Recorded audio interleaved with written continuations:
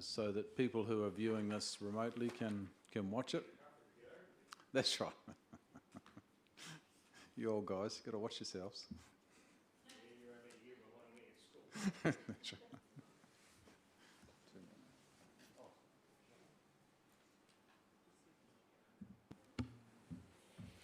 right. Good afternoon, everybody. So you've got 10 minutes, Jack, and then councillors will ask any questions that they want at that point in time. So the floor is yours. Very good.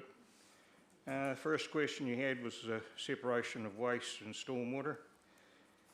Although it doesn't really apply to me because we're up on a rural block and we have a septic tank and the rest of the stuff goes into drinking water tank.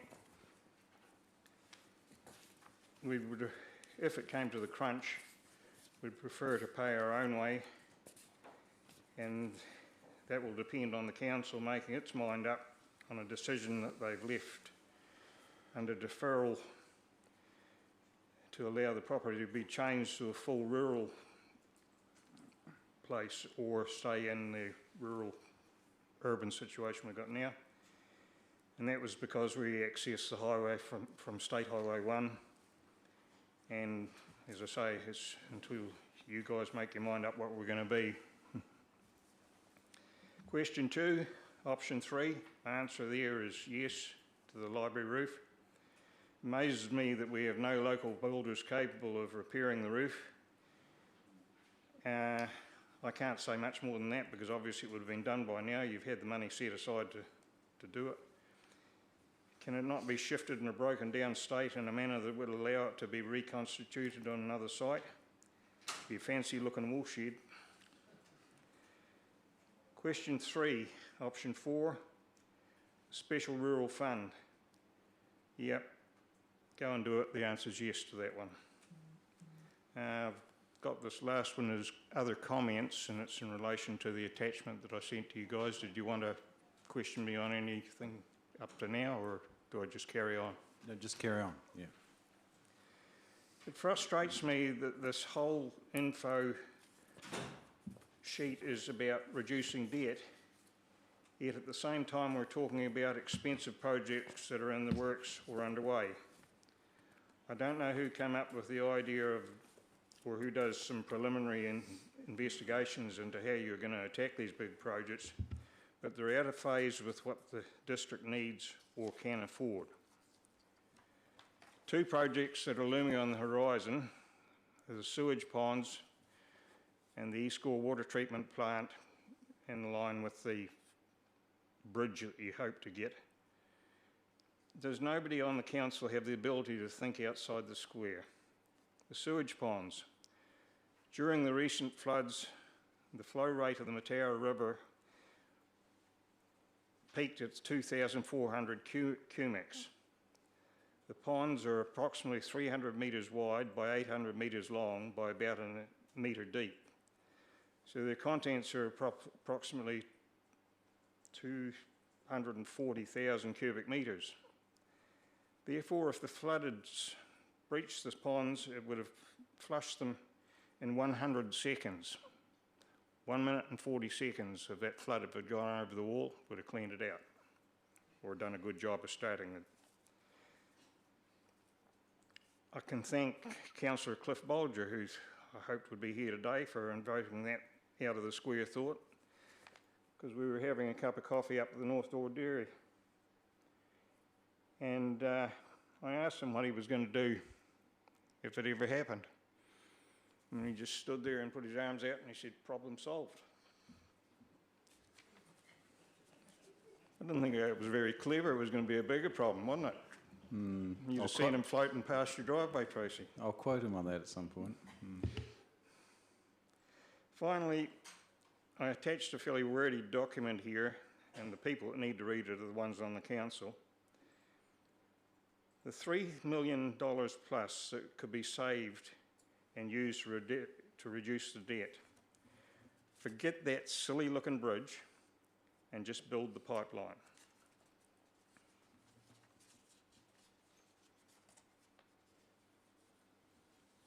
Any questions yet?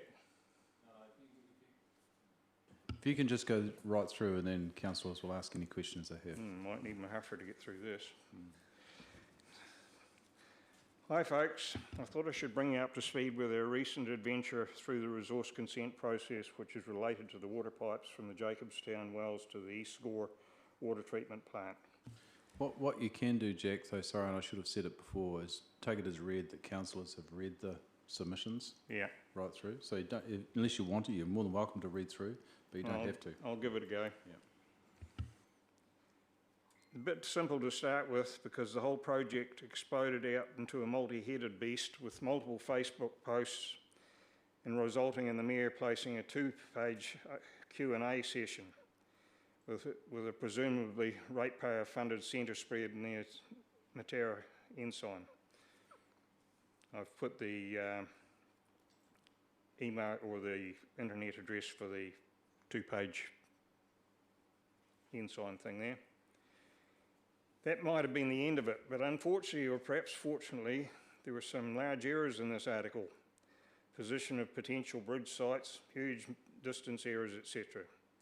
Some of these distance errors interested me, and I set about checking them.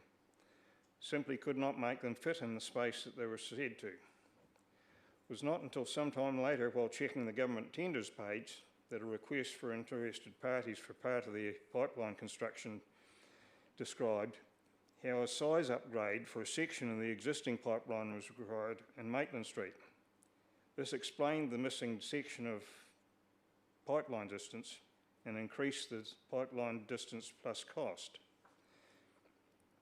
There is a map, that was what the internet referral was to, of the intended pipelines routes in that 2-page epistle, and the first thing that jumped off the page is the pipeline starting in the Jacobstown Wells area and travelling all the way down the floodplain to a point just across the river from the northern tip of River Terrace, over the river via an imaginary bridge and then back up the east floodplain, adjacent to a critical point in the flood bank between Oxford and Church Streets, and up Woolwich Street to the crossroads at Woolwich and Maitland Street, then right turn onto Maitland Street and up to the East Gore water treatment plant.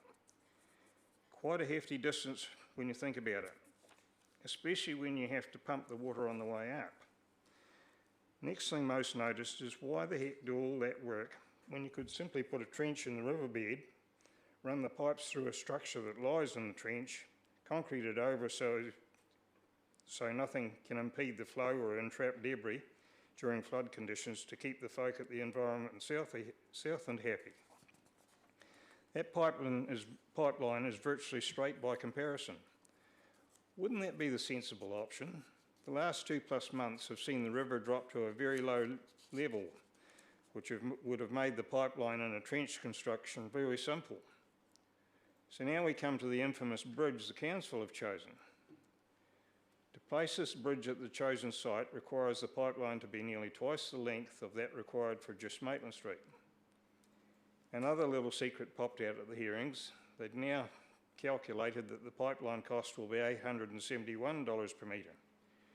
That's quite a jump from the $500 plus per metre that was initially proposed to dig a ditch regardless.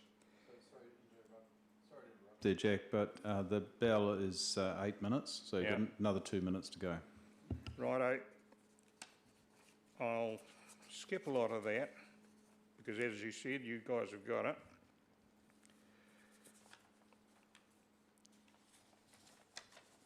And when you recalculate out the pipeline costs based on Matt's numbers, and you leave out the $5 million bridge that the boys from Three Waters kept putting in there for a bridge at that point on the Maitland Street, that means that that option came out at $1,332,630, whereas your preferred option is going to come out at $6,225,900. By the time you get the actual pipeline concreted in there, you're still going to have $3 million over. Wouldn't that $3 million do a better job on all the other debt the council's got?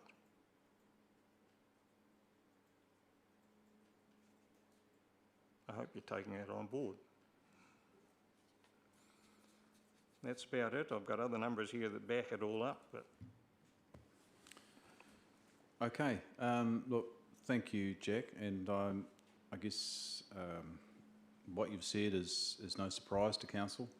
We've been well aware of the thoughts that you have over a period of time, so this is not the first time we've seen this. So it's open for councillors who have any questions at all of Jack. The process this afternoon, Jack, and I'm sorry to keep jumping back, I talked about it at the start of the meeting, but I don't think you were here. So the council are just here to answer questions, make sure they understand everything that you're putting forward to the council today, so that when we get to the deliberative meeting, which is next week, then we can make an informed decision with all the facts in line. So today's not about a debate. Today is about seeking as much clarity of information from submitters that we possibly can. So with that in mind, is there any questions councillors might have? Does not. Okay. Look, I just want to say thank you, Jack, for the time and the effort that you've put into both being here and in submitting a submission that has a lot to ponder on as we go through the next week or 10 days. So thank you very much. Yep. I should have pointed out there is one thing in there, and you guys will read it too. I'm not directly affected by this. I live up on top of the hill in East Gore. At best, all I would see is the bridge pole sticking out of the ground. That's about it. Okay, great. Thank you. Right. I think we've just about exhausted all the submitters that are in the room. Am I right in saying that? Is there anybody here that is scheduled to make a submission and is not been heard yet? No. So look, we might just recess until the two that have yet to come, Chris Smith and Adam Newton, either appear at the appointed time or not, as the case may be. Between now and then, Joe Stringer was down to present, but he has since said that he's not going to be. So in the short time we've got, we'll just take a short recess. Thank you, councillors.